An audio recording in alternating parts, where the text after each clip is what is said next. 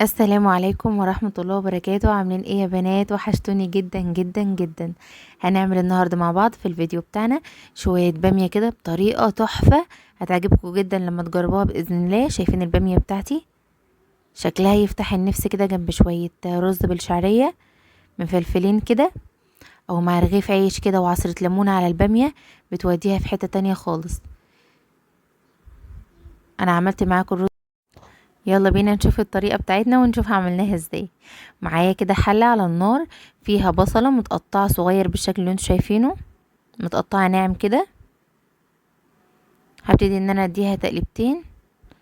انا مش عاوزة اشوح البصلة بتاعتي، انا بس هخليها تدبل بس كده معايا، علشان البامية تكون خفيفة وبيكون طعمها مسكر اكتر، وبتكون اخف على المعدة من المسبك.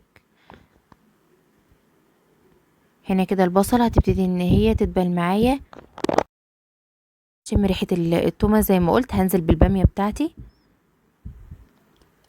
حاولي البامية اللي هتستخدميها في الطبيخ تكون صغيرة كده، او يكون الحجم بتاعها متوسط، ما تكونش كبيرة، علشان تدي شكل لطيف للطبيخ بتاعك.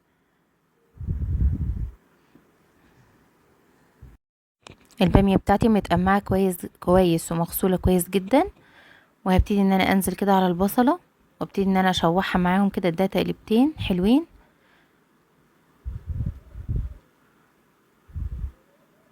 انا هنا لسه مضفتش اي بهار ولا اي حاجة، بس في الخطوة دي تقدري تضيفي قرن فلفل حامي حسب الاختيار او حسب الرغبة. هبتدي بقى انزل بالطماطم بتاعتي بعد ما اشوح الباميه كده مع البصله. هنزل بالطماطم بتاعتي المتصفيه،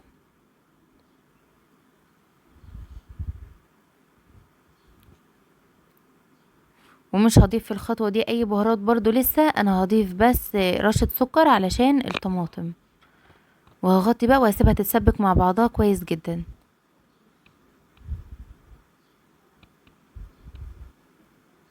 انا في العموم مش بحب اضيف بهار كتير، علشان بيغير في طعم الاكل، او بحس ان الاكل كله بيكون شبه بعضه، فكل اكله بالنسبه لي بيكون ليها البهارات بتاعتها.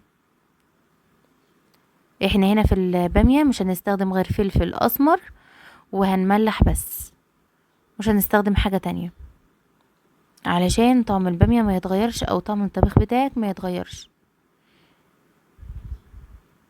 هغطي عليها بقى وهسيبها تتسبك مع بعضها.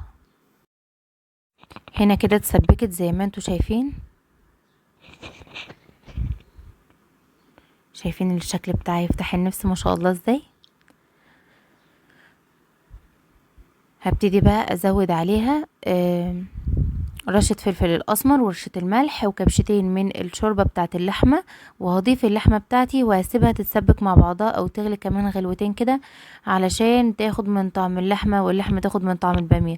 انا ما ضفتش اللحمة بتاعتي في الاول. هي لو انت جايبة القطعية بتاعة اللحمة من اللي هي بتستوي بسرعة، ممكن تشوحيها في الاول مع البصلة قبل ما تنزلي بالبامية، وبعدين تنزلي بالبامية بتاعتك وبعدين بالطماطم.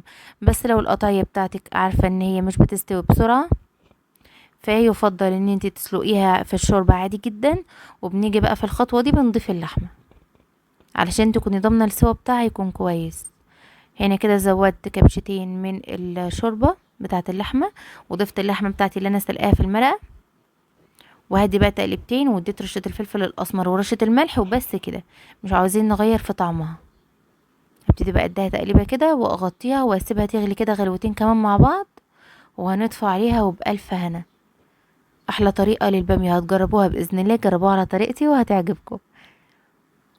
جنب بقى شويه رز بالشعريه زي ما قدمتها معاكم في اول الفيديو، او مع رغيف عيش كده قلنا وعصره ليمون على الباميه، بتكون تحفه بصراحه. اشوفكم بقى في فيديو جديد وطريقه جديده باذن الله، والسلام عليكم ورحمه الله وبركاته.